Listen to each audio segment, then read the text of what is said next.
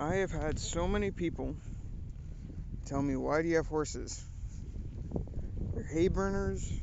There's no point to them. You should get rid of them. Glue factory, you name it. Why do we have horses? Because that makes her very happy. And that's the whole reason. Hello, everybody. Alright, so the astute viewers are going to notice that all this is kind of shot out of order, but kind of putting it together the best way I can. So, some things have happened with the truck. Kind of an update video on it.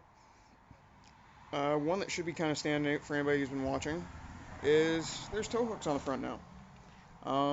So anybody that's got a sport bumper, like I do, of a newer 4th gen Ram, the older ones you could get the tow hooks on them. These you can't. They don't make. You can kind of see how it's positioned there. They don't make insert here that actually lets that fit. So basically the hooks bolt right on there. Hey Hudson, the hooks bolt right on. All the holes, they're all tapped. They're all there. You don't have to do anything. It's like 5 minutes to get the hooks actually on. The tough part is measuring and slowly chipping away and cutting out these little holes to make sure that they fit right. So that's the hard part, and I didn't really film it because it was a lot of boring watching me measure, take a slice of plastic off, measure, take another slice of plastic off, measure, take another slice of plastic off. So yeah, it's boring. But yeah, so it can be done. I have that because at my job I've been told that no, it's going to be helpful because where I'm going to be, they get a lot of vehicles stuck. So whether I'm doing the pulling or getting pulled, it's a good idea to have those. The other thing is we have a lot of back roads around here, a lot of really, really, really rough back roads. Uh, ones that have craters in them that you'd lose yourself in. And between driving over those a fair bit and now having to technically drive over them more because again, the job that I have, the shocks and that just weren't keeping up. So uh, what I ended up with is on all 4 corners. Let's see if I can get under here. No, you can't see it there. Oh, darn. Oh well. I was trying to do a big dramatic reveal, but it's Billstiens on all 4 corners now. Now the front ones, they're the 5100 series. The front ones are adjustable. Initially, if you go way back when, you can sort of see I did have this thing leveled with pucks spacers sort of thing on the front. That killed my ball joints. These I do have set to 1.5 inches, but they can go 1.5, well it's 1.4, 2.1 or 2.8 inches of lift or stock. So I wasn't sure what one would look right. I am going with the 1.4. Let me just show you quick how I sort of figured out what I wanted to do as far as the height setting. It's actually a really simple way of doing it. Alright, so I'm not really sure. I'm stuck between the 2.1 inch setting and the 1.4 inch setting on the Billstiens.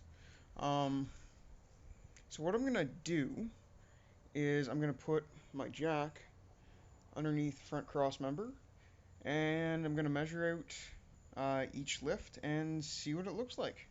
See which one I like better. I think that's the best way. So let's get to it. Alright, so give or take, that would be the 1.4 setting. That's not bad actually. I thought it would look a lot lower.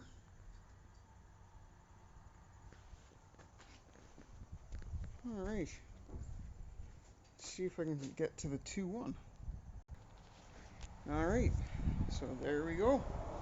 And that's the 2.1. Now granted I am on a hill here, so I mean the back's loaded up a little bit more with the weight of the vehicle. but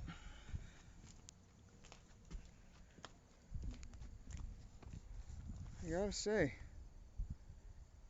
I'm very much liking the 1.4, I think.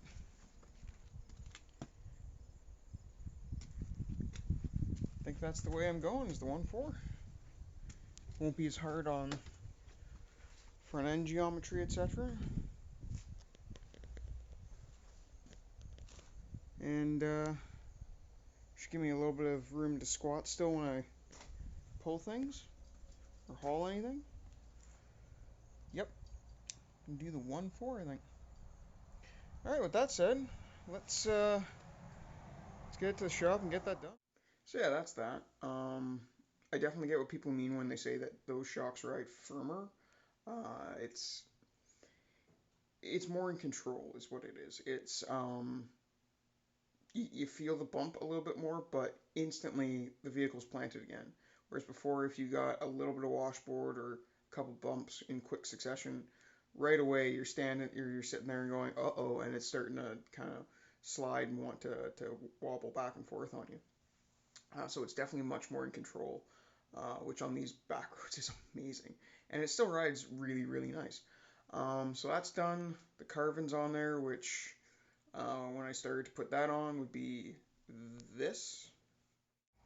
Alright, so solo performance.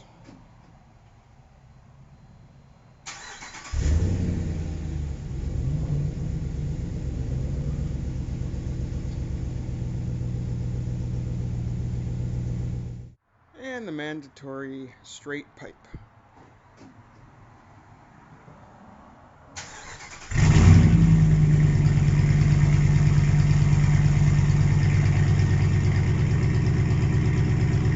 That might annoy the neighbors come like 5 a.m. Alright, started it up, let it warm up, checked for leaks, retorqued everything after it cooled down, and adjusted the tips. Here is a Carven Progressive, aka a TR series muffler.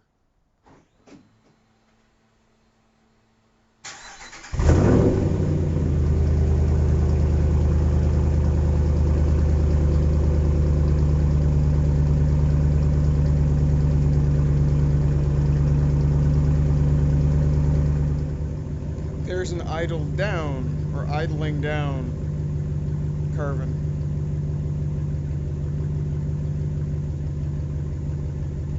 Not bad.